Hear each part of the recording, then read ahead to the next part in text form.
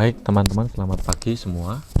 Kelas 8 8E sampai EFGHI. Harapan Pak Adi semua sehat hari ini. Mari kita mempelajari bab selanjutnya tentang gereja. Kita sering mendengar gereja, kata gereja sebagai paguyuban orang beriman.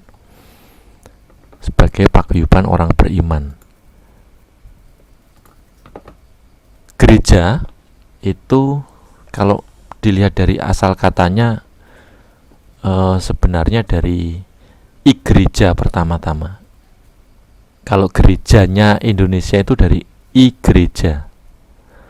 Nah, gereja itu bahasa Portugis.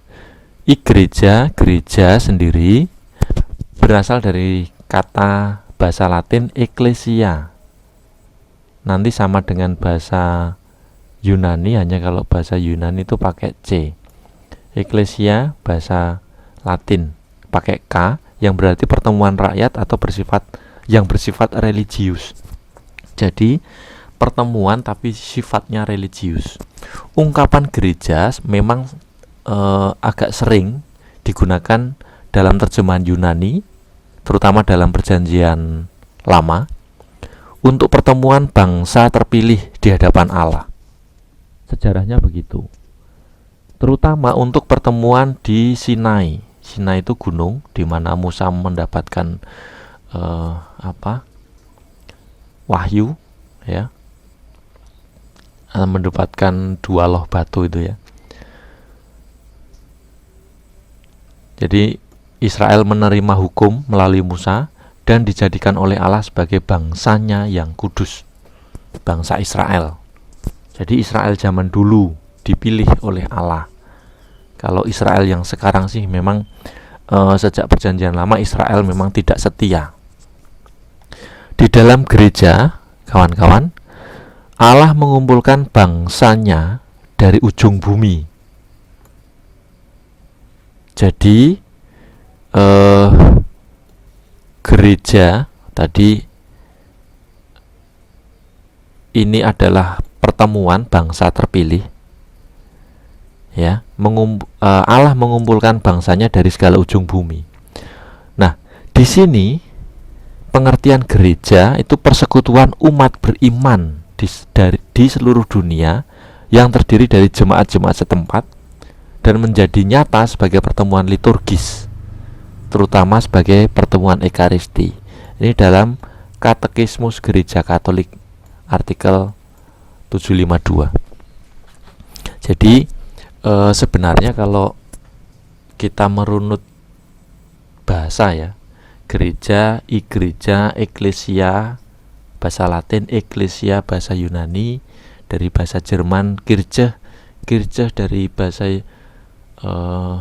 Yunani yang lain itu Kyriake itu dalam bahasa Ibrani Segulah itu harta kesayangan Yahweh. Jadi gereja itu harta kesayangan Yahweh, persekutuan umat beriman di seluruh dunia yang terdiri dari jemaat-jemaat setempat dan menjadi nyata sebagai pertemuan liturgis. Itu pertemuan soal gereja dulu, ya. Nah, kita mau membahas gereja sebagai paguyuban persekutuan atau komunio. Ada banyak kelompok atau perkumpulan dalam masyarakat kita, teman-teman. Kelompok RT, kelompok PKK, dan sebagainya. Tetapi tidak semua kelompok itu bisa disebut sebagai komunio atau persekutuan. Persekutuan atau komunio punya nama lain, ya. Paguyuban berasal dari kata dalam bahasa Latin cum. Ini komunio ini, ya. Cum itu bersama, unio itu unitas, satu kesatuan.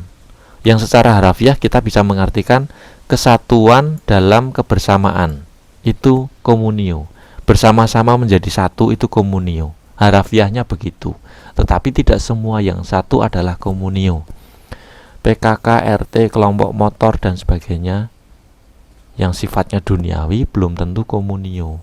Kita lihat nanti. ciri persekutuan. Kalau dalam persekutuan atau komunio itu cirinya komunikasi atau interaksi berlangsung secara kontinu, tidak terputus, saling memperhatikan satu sama lain. Ini tidak terputus itu dalam kurun waktu yang amat sangat lama ya, berabad-abad. Saling mempersatukan satu sama lain, ada rasa saling yang baik. Titik-titik ini istilah yang baik: menghargai, menghormati, memperhatikan, mengayomi, memelihara dan sebagainya. Ini mendukung, menasihati, mengingatkan, mengembangkan dan pokoknya semua yang baik. Ini dalam komunio ada rasa saling ini. Ya. Nah, apa yang diperhatikan, apa yang dijaga, apa yang diingatkan dan sebagainya, menjaga agar terjadi kebersamaan secara kontinu demi keutuhan dan kebahagiaan bersama untuk tujuan nilai keutamaan tertentu. Tentu dalam kebersamaan itu ada perselisihan, tetapi bagaimana perselisihan itu diatasi dengan cara yang baik, dengan cara Allah. Itu dalam persekutuan. Apakah kita sudah masuk dalam persekutuan? Ya, kita masuk dalam persekutuan gereja bagi yang sudah dibaptis secara Katolik. Apakah kelas kita persekutuan? Lihat dulu. Apakah kita dalam kelas kita masing-masing sudah saling memberi, memperhatikan, memiliki, mendukung dan sebagainya ini. Berikutnya, komunio atau persekutuan dibedakan dengan kelompok-kelompok. Misalnya geng, perkumpulan motor, kelompok ngerumpi, kelompok hobi dan sebagainya. Karena tidak semua kelompok ini adalah komunio. Bahkan mungkin bukan komunio sama sekali. Model atau ikon persekutuan atau komunio yang ideal adalah kehidupan para murid Yesus yang tertulis dalam Kisah 2 41 sampai 47. Nanti dibaca sendiri juga di dalam modul ya. Persekutuan para murid terbentuk karena pengalaman yang sama, yaitu pengalaman sebagai murid Yesus dan orang-orang yang percaya kepadanya. Jadi ini kelompok yang khusus karena orang-orang ini percaya kepada Yesus bahwa Yesus adalah Tuhan. Dan itu tidak hanya di mulut tetapi dilakukan dalam kehidupan sehari-hari. Kehidupan persekutuan para murid itu berbeda dari persekutuan di sekitar mereka saat itu. Ada banyak kelompok juga yang juga hidup pada waktu itu. Karena Yahudi itu terdapat beberapa kelompok. Salah satunya adalah kelompok Saduki, kelompok Farisi, kelompok orang Zelot, macam-macam. Kelompok ahli Taurat sendiri, Sanhedrin sendiri, para imam sendiri. Ya. Itu kelompok-kelompok yang waktu itu juga hidup. Tapi persekutuan para murid memang berbeda. Ciri persekutuan para murid waktu itu dan sampai hari ini dihidupi, tetapi memang berbeda zaman dulu dan zaman sekarang. Yang pertama, hidup tekun dalam pengajaran para rasul. Rasulnya ada 12, satu bunuh diri, si Yudas Iskariot, tetapi lalu diganti, yang menggantikan Yudas Iskariot. Yang terpilih adalah Matias dengan cara diundi. Jadi mereka, persekutuan itu mendengarkan pengajaran para rasul dan tekun setiap saat. Selalu mendengarkan sumber yang benar, ajaran Yesus yang disampaikan melalui para rasul dan sekarang ditemukan dalam kitab suci dan tradisi gereja. Jadi para rasul itu adalah sumber langsung yang kedua. Jadi A2 atau KW2. Sumber utamanya Yesus. Lalu disampaikan para rasul ditulis dalam kitab suci pengalamannya dan tradisi gereja. Mereka hidup dalam persekutuan, dalam kelompok, yang setiap saat berkumpul. Jadi bukan sekedar kelompok atau kumpulan orang-orang, tetapi menjadi satu keluarga yang harmonis. Ya, memang harmonis. Nanti dilihat dari apa yang dilakukan oleh para rasul.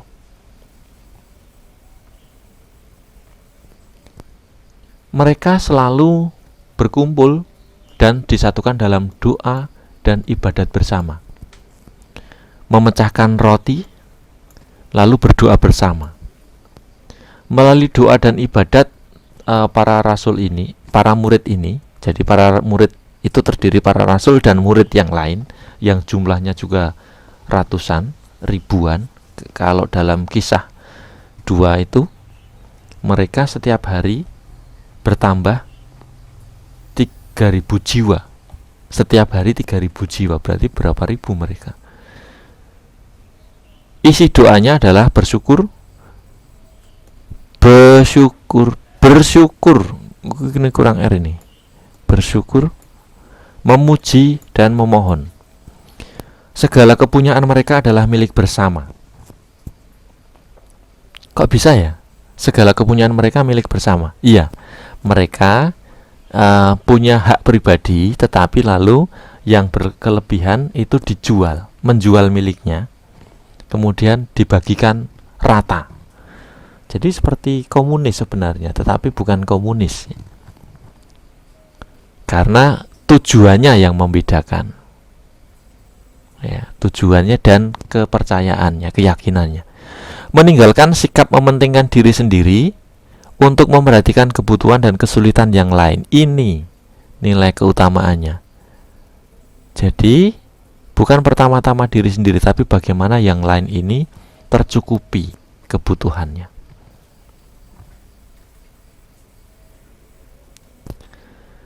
Satu sama lain saling melayani dan berkorban. Susah loh, zaman sekarang apalagi untuk berkorban, melayani itu susah. Selalu hidup dengan gembira dan tulus hati. Coba bayangkan, wis ngedol nggone dhewe, mobil dijual, tanah dijual, rumah dijual, tentu yang rumahnya banyak ya, untuk kepentingan bersama, tapi tetap dengan gembira dan tulus hati. Susah mencari orang yang tulus itu. Memiliki ikatan batin, lalu memiliki iman yang sama, yaitu kepada Yesus Kristus. Sungguh-sungguh dihayati iman kepada Kristus. Lalu kehidupan para murid yang semacam ini membuat orang lain tertarik dan bergabung dengan mereka. Tertarik, bergabung. Maka setiap hari jumlah mereka bertambah banyak. Ini yang disebut gereja perdana atau gereja awal. Awal mula gereja. Ya, kira-kira begitu. Lanjut. Nah, sekarang gereja zaman ini, karena tadi kita bicara gereja waktu itu. Gereja zaman ini tidak lain adalah perkembangan dari gereja perdana. Maka cara hidup dan spiritualitasnya tidak jauh beda dengan gereja perdana, tetapi berkembang sesuai dengan tuntutan dan kebutuhan zaman ini, teman-teman. Jadi gereja zaman ini berbeda cara beradanya. Sebenarnya kalau kita bicara gereja, ini bicara gereja Katolik, karena sejarahnya gereja itu satu, kudus, apostolik, dan katolik. Dulu begitu. Tetapi memang gereja mengalami perkembangan yang disebut masa kegelapan gereja, sehingga Martin Luther King protes, kemudian dia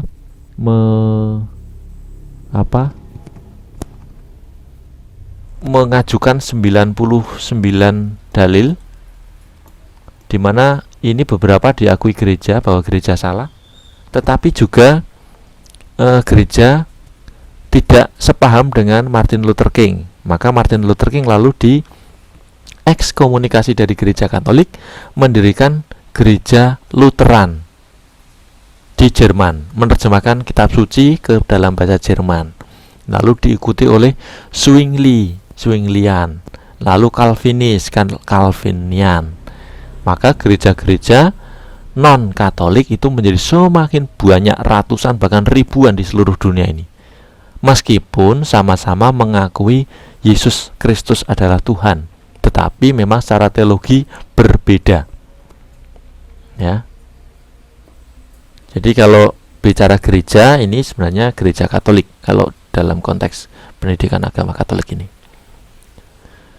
Ciri gereja zaman ini merayakan Ekaristi, misa, sebagai puncak hidup orang beriman. Nah, gereja non-Katolik juga merayakan perjamuan, tetapi tidak tahu namanya bukan Ekaristi, dan itu pun tidak setiap saat, tidak tiap hari, tidak tiap minggu. Ya, mungkin ada juga yang setiap hari, tiap minggu, tapi Pak Adi, kalau di Indonesia saya tidak tahu. Beberapa yang saya tahu itu setiap bulan sekali. Persekutuannya tetap ada, ya. Hidup dalam persekutuan sama, saling berbagi sama, ya. Doa dan ibadat bersama, doanya kepada Tuhan, tetapi formatnya mungkin berbeda, ibadatnya juga berbeda antara gereja Katolik dan non-Katolik. Saling melayani juga sama, memiliki ikatan batin sama, memiliki iman yang sama kepada Yesus Tuhan, tetapi teologinya berbeda. Misalnya gereja Katolik memuji Maria, beberapa gereja non-Katolik tidak. Salibnya gereja Katolik ada korpusnya, ada tubuh Kristusnya, tapi gereja non-Katolik beberapa tidak, banyak yang tidak. Tapi ini ciri gereja zaman ini, terutama gereja Katolik. Nah, dokumen Konsili Vatikan yang kedua tentang gereja itu tertulis dalam Lumen Gentium artikel 9. Apa yang dijelaskan dalam Lumen Gentium artikel 9? Orang beriman yang menjawab sabda Allah dan menjadi anggota tubuh Kristus dipersatukan secara erat dengan Kristus. Dan dalam tubuh itu Kristus dicurahkan ke dalam umat beriman. Tubuh Kristus, hidup Kristus dicurahkan dalam umat beriman. Dan melalui sakramen-sakramen, ada 7 sakramen gereja Katolik, ya, secara rahasia namun nyata dipersatukan dengan Kristus yang telah menderita dan dimuliakan. Jadi gereja, orang beriman itu dipersatukan dengan Kristus yang telah menderita dan dimuliakan secara rahasia dan nyata melalui sakramen. Jadi kalau kita menerima sakramen baptis, sakramen krisma, sakramen ekaristi dan sebagainya, itu dipersatukan dengan Kristus secara nyata. Nyata itu tidak selalu kelihatan, ya, karena ada realitas metafisika. Udara itu nyata tapi tidak kelihatan, ya kan? Ya. Bau kentut itu nyata tetapi tidak kelihatan. Kita tahu baunya dan kita tahu itu kentut, tapi tidak dicari bentuknya, tidak ada. Karena bentuknya gas, tapi nyata kan? Nyata. Sama dengan kita, dipersatukan dengan Kristus yang menderita dan dimuliakan secara nyata, tapi secara rahasia juga dan tidak kelihatan.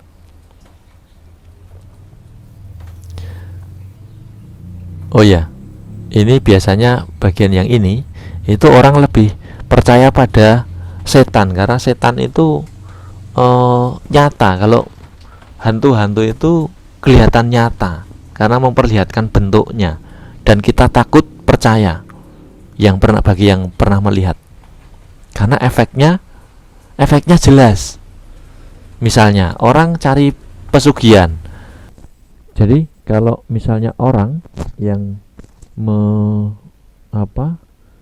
mencari pesugihan dengan perjanjian lupa mempersembahkan janjinya apa pada iblis, itu biasanya efeknya langsung. Misalnya orangnya meninggal, keluarganya ada yang menjadi tumbal dan sebagainya. Masalahnya karena Tuhan itu maha baik, kalau kita tidak setia pada Tuhan, efeknya tidak langsung. Maka manusia itu mudah percaya untuk hal-hal yang langsung efeknya. Kentut saja kita percaya itu ada kentut, ada baunya, karena efeknya langsung menyengat pada hidung kita, kan gitu. Nah, keanggotaan gereja sebagai sebuah paguyuban, gereja memiliki banyak anggota tetapi satu tubuh, teman-teman. Anggotanya banyak, tubuhnya satu. Kesatuan tubuh itu tidak bisa menghapus perbedaan anggota dan tugas. Walau satu tubuh, masing-masing anggota memiliki tugas dan peran masing-masing yang saling terkait dan saling mendukung. Itu dalam gereja. Yang disebut sebagai anggota gereja adalah semua orang yang percaya kepada Yesus Kristus dan memberi diri dibaptis, baik yang sudah meninggal maupun masih berziarah di dunia. Maka keanggotaan gereja itu dibagi dua, invisible dan visible. Kalau yang invisible itu yang telah meninggal dalam Kristus dan beriman Katolik. Yang visible ya yang kelihatan, orang-orang Katolik yang masih hidup. Jadi hebat kan? Gereja, anggota gereja itu berupa badan kita yang masih hidup, manusia hidup, dan roh. Tuh. Nah, anggota yang visible, orang yang masih hidup, adalah sebagai orang yang dipersatukan dalam tubuh Kristus, memiliki martabat yang sama. Lihat bacaannya ini. Nanti juga dilihat modulnya. Tidak dibedakan Yahudi, Yunani, Jawa, China, Batak, Sunda, semua sama. Jadi tidak ada perbedaan. Kalau ada yang masih membeda-bedakan, itu pribadi orangnya yang rasis atau sukuisme. Nah, sebagai satu tubuh, kita dihidupi satu roh, yaitu roh Kristus, teman-teman. Dan sebagai anggota tubuh, sebagai tubuh gereja, kita punya peran masing-masing yang tidak sama. Dan peran itu diberikan oleh Tuhan sendiri. Sejak zaman gereja perdana hingga sekarang, gereja merupakan tubuh Kristus yang dihidupi, dijiwai, dan dituntun oleh roh Kristus sendiri. Jadi tidak main-main loh. Kita itu dihidupi oleh roh Kristus sendiri. Jadi siapa kamu yang misdinar, kamu pemazmur, kamu kur, kamu imam, kamu bruder, suster, semua sama martabatnya, dihidupi oleh ini. Yang membedakan cara hidupnya. Peran setiap anggota. Nih, satu, kelompok klerus, itu para imam, pastor. Ya, orang yang ditabiskan. Tabisan dibagi menjadi 3, episkopat, presbiterat, diakonat. Ya. Jadi tabisan uskup, tabisan imam, tabisan diakon.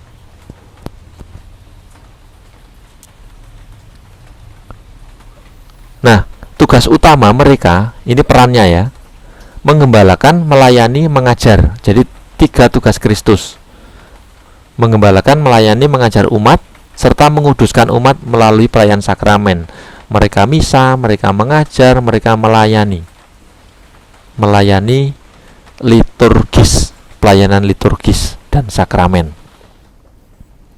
Kaum hidup bakti, siapa mereka? Para biarawan-biarawati. Kaum hidup bakti ini terdiri dari tarikat religius dan tarikat sekuler. Bruder, suster, pertapa, itu kaum hidup bakti. Ini contohnya ya. Maksudnya suster bukan suster perawat di rumah sakit ya, bukan. Tapi suster yang biarawati. Lalu bruder FIC, ada bruder Fran, bruder Sugi, bruder Warto, bruder Giri yang kemarin juga baru meninggal, bruder Anton Parjono, kepala sekolah kita. Orang yang membatikan diri untuk pewartaan kabar gembira. Dan wujud bakti mereka itu mewartakan kabar gembira dalam bentuk pelayanan di dunia. Juga misalnya ini, melayani dalam hal pendidikan. Sekolah, universitas, sekolah kita itu milik para bruder FIC. Marsudiri ini milik para suster. Maria Goretti milik para suster gitu. Universitas Sanata Dharma itu milik para Yesuit gitu ya. Tempat kursus pelatihan dan PL Pangdilur adalah karya pelayanan Buder FIC, tempat kita sekolah ini. Pelayanan medis, Rumah Sakit Elizabeth, Rumah Sakit Pandirape, Rumah Sakit Mardirahayu, terus Panti Waluyo dan sebagainya. Rumah retret Wisma Shalom itu salah satunya karya Buder FIC. Dan mereka hidup dengan penghayatan Trikaul Suci. Para biarawan itu mengucapkan 3 kaul, menjalani 3 kaul. Ini maksudnya 3 kaul ini ya. Kaul janji. Ini tempatnya Pak Adi lagi hujan nih. Kaul suci yaitu kaul kemurnian, selibat. Mereka tidak menikah demi kerajaan Allah. Jadi tidak salah mereka tidak menikah itu, karena demi kerajaan Allah. Kaul kemiskinan, mereka tidak berniat menjadi orang kaya, tetapi kekayaan mereka untuk pelayanan umat. Maka kalau ada yang tidak bisa bayar itu ya dimaklumi juga, tetapi bagaimana kita mengupayakan, karena kita sudah mendapatkan hak kita, maka kita juga harus membayar kewajiban kita. Tapi kalau memang tidak bisa sama sekali ya sudah, yang punya duit banyak bayarnya lebih, yang tidak punya banyak ya bayarnya sedikit, kan gitu. Jadi para Buder itu menerima gaji, tetapi gaji mereka tidak untuk pribadi. Yang ketiga, kaul ketaatan. Mereka taat pada janji dan pimpinan mereka. Taat, harus taat. Disuruh kemanapun harus mau, ditempatkan dimanapun harus mau. Kaum awam. Kaum awam itu kita. Ini termasuk kita. Kaum awam adalah umat Kristiani yang bukan imam atau biarawan-biarawati. Kita yang dibaptis tetapi menjadi umat biasa. Nah, keliru. Tugas perutusan kita adalah mengemban tugas gereja dan dunia sesuai dengan kehendak Allah, yaitu mengelola tata dunia sesuai nilai Kristiani. Peran kita melalui keahlian masing-masing. Ada yang jadi ilmuwan, tenaga medis, pedagang, petani, guru, katekis, kontraktor, dan sebagainya. Nah, teman-teman jadi apa sekarang? Ada yang jadi misioner, ada yang pelajar, ada yang kur, ada yang mahasiswa, ada yang pedagang, ada yang pengusaha, dan sebagainya. Itu peran kita masing-masing, keahlian kita masing-masing. Baik, ini sampai di sini dulu pembicaraan kita. Silahkan dipelajari modulnya, kemudian juga lihat ada tugas atau enggak di kelas. Hari ini juga ada ulangan, silahkan kerjakan ulangannya, boleh open book. Terima kasih teman-teman. Salam Omah Diskusi, salam Dom Savian.